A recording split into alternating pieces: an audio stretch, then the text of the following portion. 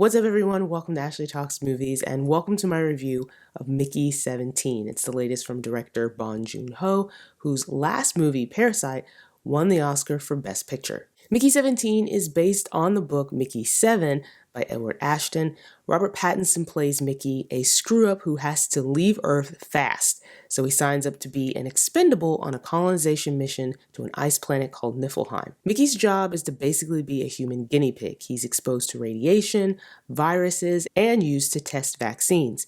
And oh yeah, he dies repeatedly. And each time he dies, a new version of Mickey is printed and implanted with his past memories. The process becomes routine until one day Mickey 17 returns from a scouting mission to find himself face to face with Mickey 18.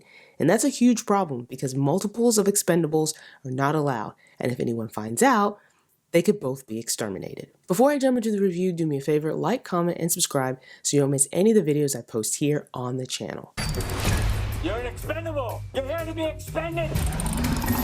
Every time I died, they just printed me out again. Everyone asks you, what's it feel like to die? The ship was filled with mostly dickheads. But Nasha, she's always loved me. That's when everything changed. Mickey 17 is a movie that's blending a lot of big ideas, a lot of different genres. There's a lot of heavy-handed social commentary and political commentary. This movie is tackling things like economic disparity and technology and what happens with technology when it gets in the hands of certain people who might have nefarious plans for that technology. It's also tackling colonialism. I say all that to say that this movie is taking a lot of big swings. It's a very ambitious movie. And although there were a lot of things I liked about it, there were also parts of it that I didn't. And I don't think the movie fully comes together to really explore a lot of these big ideas. Now, when I finished watching this movie, I left the theater thinking that the movie was good, but there were still parts of it that I didn't quite connect with. And I really wanted to take some time to really think about what I had watched and process it all, because it's very rare for me to leave a theater and not really know how I feel about a movie. But this movie did it for me. And I think part of it was because it was trying to do so many different things. And I did find it entertaining. So ultimately, I felt that this movie was good. It wasn't great. And that there were quite a few things that really held it back. The world building in this movie is very well done. This is a movie, again, that is very ambitious. And you can see that in how this world looks and feels. I really liked the visual aesthetic of this movie. And, everything from, the production design, how the spaceship and these planets look and feel, all of it feels very fully realized. And the cinematography is also beautiful. I mean, again, this visual style is just fantastic. The CGI is also very well done, and it really felt like it fit with the movie's aesthetic. So often you have CGI in movies that is very bad, and it is very jarring because it takes you out of the movie. It doesn't really fit with the aesthetic, but that was not a problem here. It was very well done CGI, especially with these creatures that show up about midway through the movie that kind of look like giant roly-polies. The CGI for those characters I thought was very well done. What also works really well in this movie is Robert Pattinson. He really is the thing that is holding a lot of this movie together. I think without him and his wonderful performance, I think a lot of this movie would fall apart. And his performance, again, is just fantastic. He does such a great job. And even though the voice that he's using for Mickey takes a little bit of getting used to, the rest of his performance, I think, is just absolutely incredible. Now, a little later on in the movie, another version of Mickey appears, Mickey 18. And I'm not going to talk about the circumstances in which that happens because I don't want to do spoilers here. But Mickey 17 comes face to face with Mickey 18. And so there's now two Mickeys that are coexisting at the same time. And it's a big no-no in this world. But what is so unique and remarkable about this development in the story is that this new version of Mickey, Mickey 18, is so different than Mickey 17. And Robert Pattinson plays these two characters so well. Like, they feel so distinctive. They look identical, but are very different, and they feel very different. They sound very different. The mannerisms and everything are so distinct. And Robert Pattinson does a great job of making these two characters feel like two completely different people, to the point where I almost forgot that Robert Pattinson was playing both of these characters because they feel so different. Another really great performance comes from Naomi Ackie, who plays Nasha. This is Mickey's love interest. She has this great on-screen presence. She has amazing chemistry with Robert Pattinson. And I really liked the development of her character. And I think with all the characters in this movie, Nasha and the two Mickeys are the most, I think, fully developed characters. And she, again, does an amazing job. You also have some supporting characters in this movie.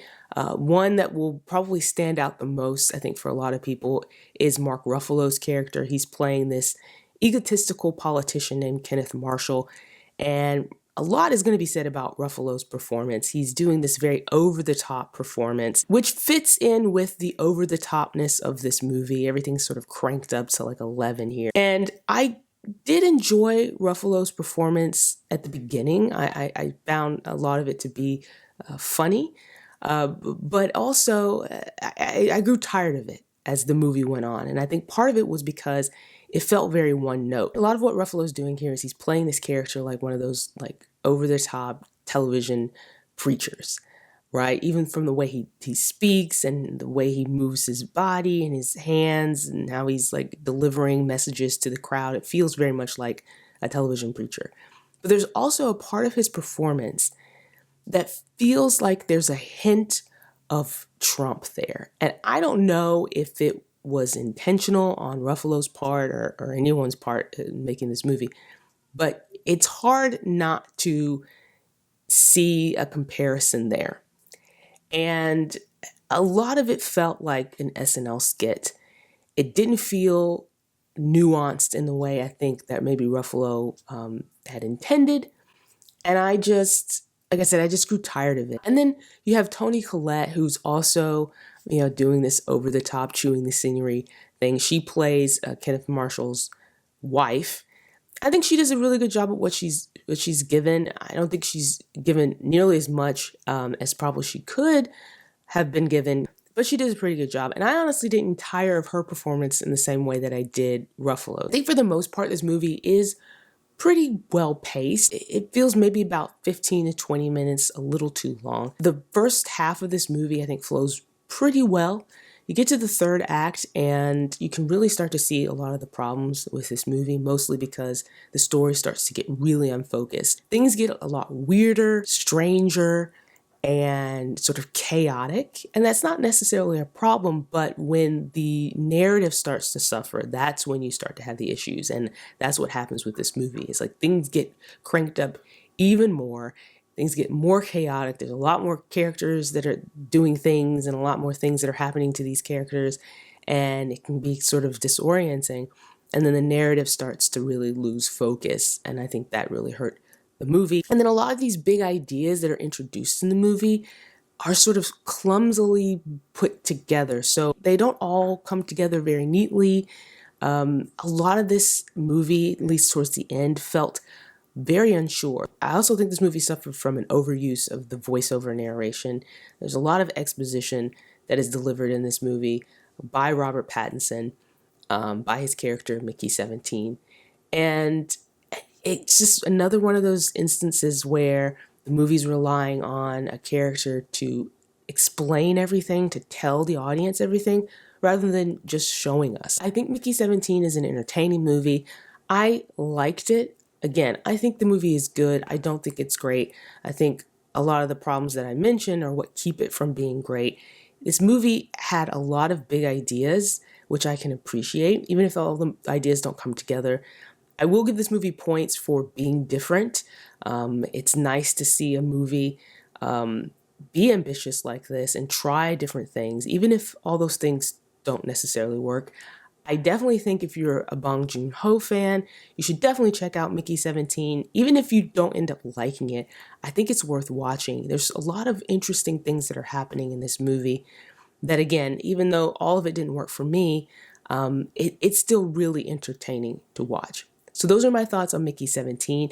Do you plan on watching the movie in theaters? Are you a huge fan of Bong Joon-ho? Let me know in the comments. While you're here, like this video and subscribe and stick around for more videos like this.